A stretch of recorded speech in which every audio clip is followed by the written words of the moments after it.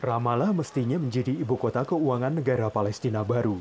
Tapi 25 tahun setelah perjanjian damai Oslo antara Palestina dan Israel, harapan akan sebuah negara merdeka telah koyak seperti bendera yang berkibar di atas pusat bisnis di Ramallah ini. Dalam upaya mendukung ekonomi Palestina tanpa memasuki perundingan politik, Israel belum lama ini mengumumkan apa yang disebutnya sebagai isyarat niat baik, termasuk perluasan zona penangkapan ikan Gaza, membolehkan bahan bangunan untuk rekonstruksi masuk ke Gaza, dan memberi pinjaman 120 juta dolar kepada otoritas Palestina.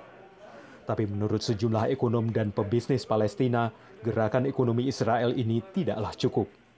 These are not, favors. These are not, as they might be being sold as confidence-building measures, but these are rights which Israel is restituting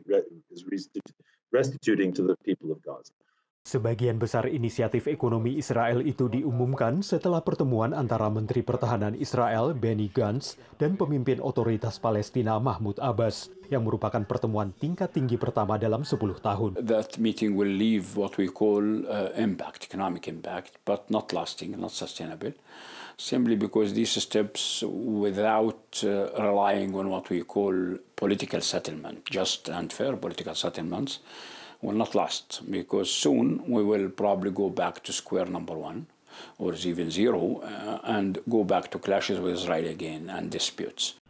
Prediksi Nasser tentang bentrokan baru menjadi kenyataan akhir pekan lalu ketika Hamas menembakkan roket ke Israel Selatan dan Israel membalasnya dengan serangan udara. Menurut sejumlah analis Israel, langkah ekonomi ini bukan solusi jangka panjang.